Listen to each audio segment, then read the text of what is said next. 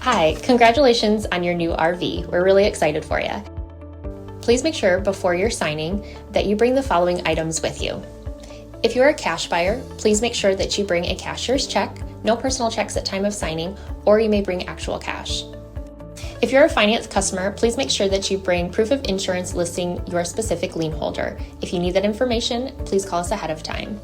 Also, make sure that you bring all valid driver's license of all persons that will be listed on the title. If you have a trade that you're trading in with us, please make sure that you bring your 10-day payoff as well as your title and all persons who will be listed on the title of that trade. Arrive 30 minutes early before your appointment time so we can properly inspect your unit, and also make sure that you have the fridge on and running prior to arrival. If you have any questions, please feel free to give us a call at 810-686-0710. Thanks so much. Have a great day. Hello, this is Mike with TradeWinds RV Center, here to congratulate you on your purchase of your Rockwood Ultralite 2702 WS travel trailer. I'm here to walk you around it, show you how to use a few things, get the best out of your camping experience.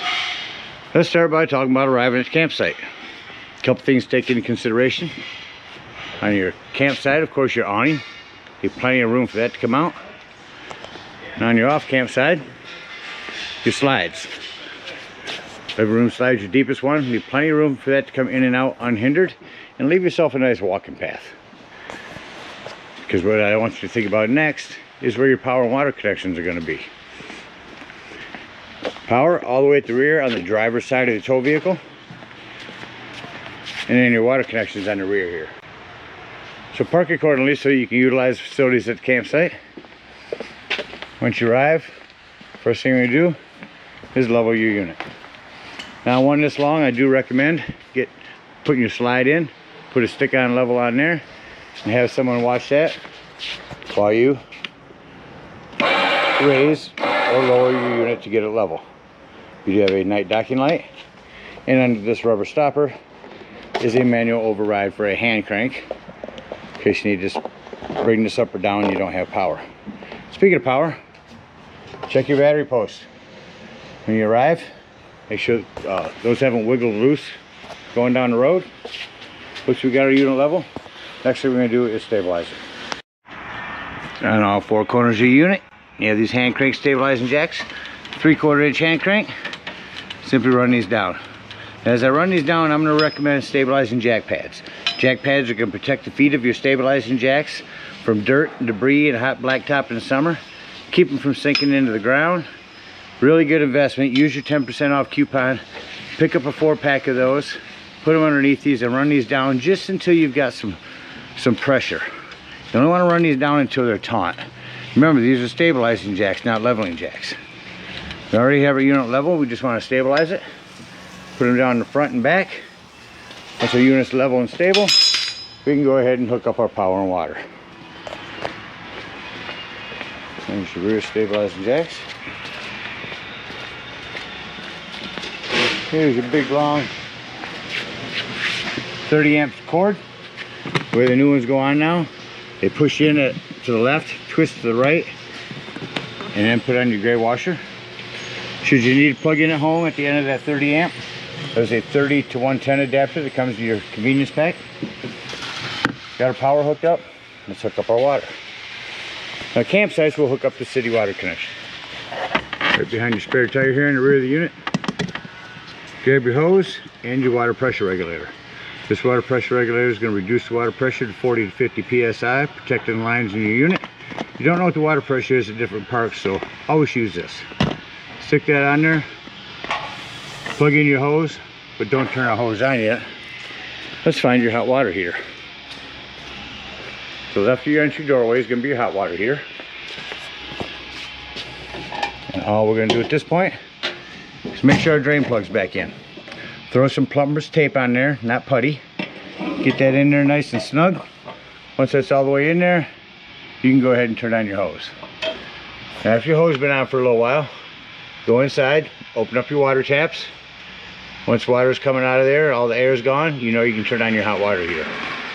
There is an on-off element down here. The only time you ever want to turn that on down here is if you're hooked up to 110. hot water heater doesn't seem to be working, come out here and look and see if these are bubbled up. If they are, just press them back in. They are reset. Then of course you press the release valve. So let's say we're going to go camping and we're not going to use city water. We're going to go dry camping, boondocking as they call it. We're going to want to fill up our potable water tank. Now yours is on the driver's side, just driver's side of your tow vehicle or off camp side toward the front. Simply fill that up with a hose. No need for a water pressure regulator. Two ways to tell when it's full. One, there's an overflow valve right here, or two on the inside where you check the levels of your battery and your black and gray tanks. There's also a freshwater tank. Hold that button down, that'll tell you when this is full. Now remember, when using potable water is when you go and turn on your water pump. Don't turn on your water pump when you're hooked up to city water. That's already pressurized. All right, we're hooked up with power and water. We're all ready to camp. I'm gonna go ahead and walk you around the rest of the outside of the unit. Starting on your off camp side, little docking light here. Your pass-through storage. There's a couple tables and a griddle. I'll show you where that hooks up on the other side. Your potable water tank or fresh water and your freshwater drain. A little bit of storage inside of your slide here. More storage here on the rear. The sewage hose, that's where we'll dump our black and gray tanks. There's both those handles. On the back here is where you hook up your cable. There's your power.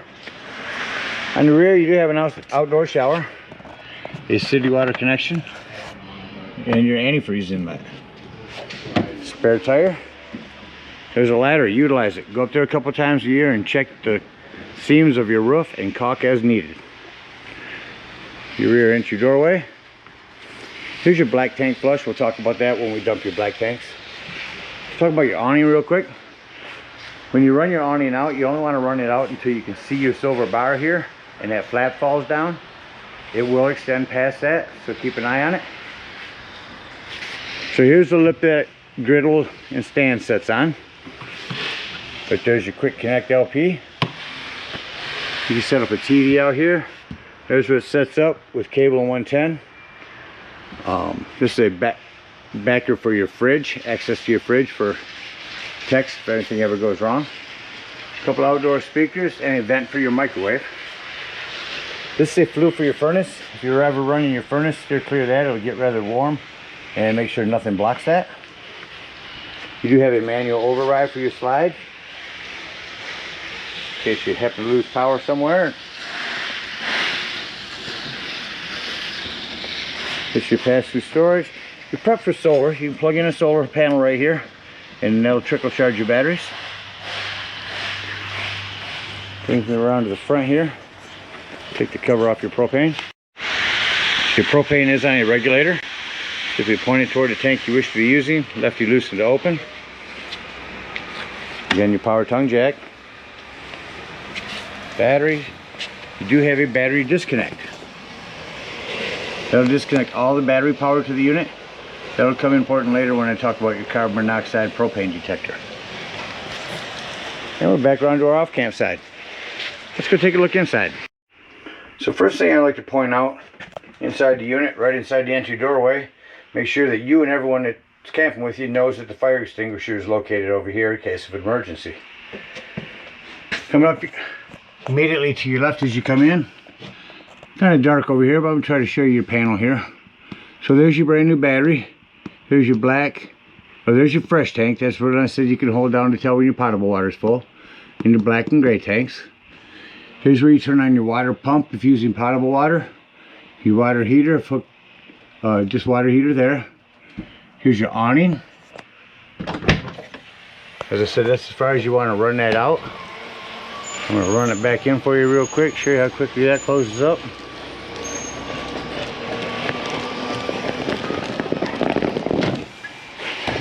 One of the quickest ones I've ever seen. And we'll shut off our porch light and our awning light. Those are here, porch and awning. And these are your interior lighting. 110 here. Come around to the kitchen, you have your self-explanatory microwave, a light and a fan above your cooktop. This glass top makes an excellent backsplash. Just fold it backwards. Hit this to light. Hit your spark when your gas is on. This will come on. Same thing here, but here you will have to light a pilot on your oven. Your fridge. Open up your freezer. If I can figure out how. There we go. And here's your settings on your Dometic fridge. So I'm going to shut that off. I'm going to turn it on. We're on auto. Auto means when you're plugged in, you're running off electricity. As soon as you unplug, you'll go to gas. Change the mode to just gas if you want. Over here is temperature set. Looks like it's set to the coldest. Down below the fridge on the floor is your access panel to your breaker box and fuses. This is your 12 volt carbon monoxide propane detector. The reason I mentioned this 12 volt, it's always running off your battery. So if you are boondocking, you have nothing plugged in charging your battery, if you're going to be gone for the day, go ahead and use that battery disconnect to keep this from running your battery down while you're gone. A lot of individual lighting all through the unit. Coming into your bathroom, just want to mention in here is where you have your 110 with GFCI reset. Plumbing to maintain. Keep an eye on it. You're bouncing the house down the road. Things come loose. Keep a good eye on everything. Coming to your bunk area, there's your ladder for that. Do have their own individual lighting in here as well.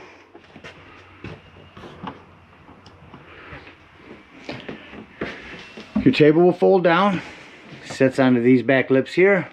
Put the back cushions on top, that becomes a bed. There's an extension. You can hook right on here and give you a whole prep area extension for your kitchen. Your sofa becomes a bed. Coming over here, in the ceiling here, this is your antenna. You want it all the way to the left when you travel. When you get to the campsite, crank it up to the right. Your sound system, 3 zones. Let's see if we can pick up anything in here. Maybe not, but AM, FM, DVD, CD player, 3 zones, indoors, bedroom, and outdoors. Turn all them back on. Touch it for mute, hold it in to shut it off. Your television. I'll turn that on. Yeah. Well, I'll show you back behind this once I see it working.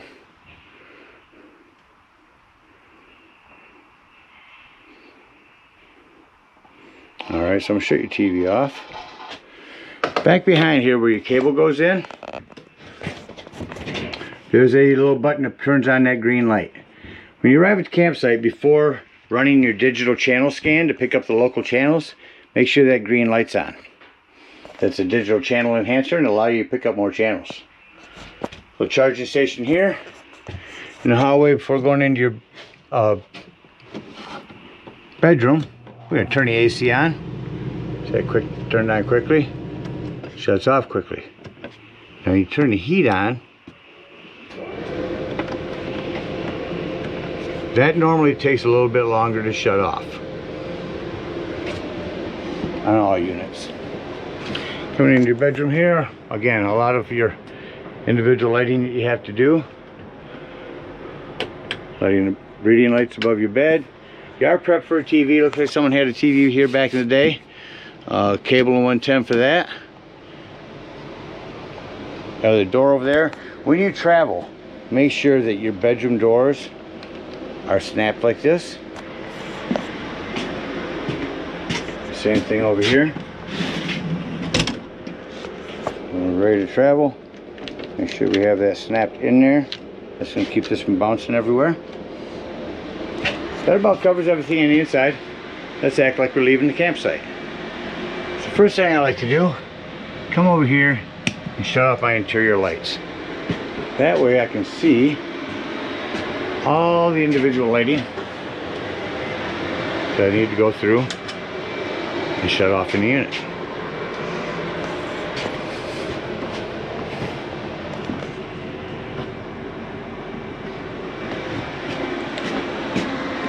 Glass top down.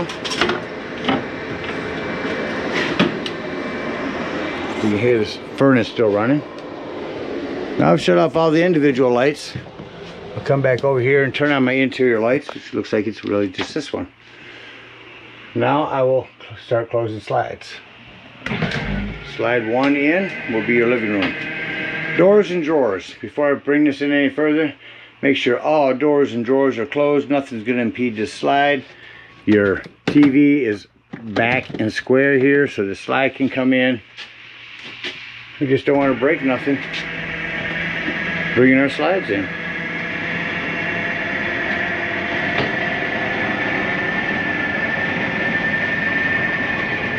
The importance of having your TV straight right there. You don't want to rip that off the wall. These doors up here. And slide number 2. There'll be a wardrobe slide in your bedroom over there. Make sure nothing is next to the bed over there and that can come in smoothly. Our slides are in. Shut off our interior lights and exit the unit. I like to look and make sure all my exterior lighting is off. Lock and deadbolt your door. Lift and turn this handle. Your door is secure for travel. We'll fold up our steps. At this time, we will lift up all of our stabilizing jacks, unhook our water, power, and cable. Then we can start dumping our drains. Come here to your hot water heater. Lift up on that. That's going to start dumping water. Once that's done, make sure you press that back down or this will not close. I started over here for convenience, but I find it best to go ahead and dump your drains first. Then you don't have to dump as much hot water out of your hot water heater. Get up underneath here. Oh, where are we at? 4-point drains are right underneath here. On your campsite rear. If you're done with that, if you are using potable water, if you're out boondocking, come up to your potable water drain underneath that will be your drain for that. Hook up our hitch and head on up to the dump station. Now at the dump station, park accordingly. Your dump is going to be all the way at the rear of the unit on your driver's side of your tow vehicle. You have a 10-foot hose, so park accordingly. Put that on and twist it on. It fits on just like this does. Once that twists on there, hook up your hose. First thing you pull is your sewer outlet. That's going to be your black handle. After it sounds like that black tank's no longer draining, come on around here and take the hose at the dump station along with your water pressure regulator. Come over to this black tank flush. And with that black handle open over there, run the hose in there for a good 5 minutes. You're going to wash all that black nastiness out of your black tank. Unhook that hose, close that up. Come on back over and close your black tank. After you close your black tank, we're going to pull our gray tank or wastewater holding tank. That's going to be your sinks and showers. It's going to be your cleaner waters. That's going to clean your sewage hose out for you. And you are going to conveniently and sanitarily store your sewage hose right in your bumper. Again, I thank you guys so much for your purchase. Hope you enjoy this Rockwood for many years to come. Happy camping.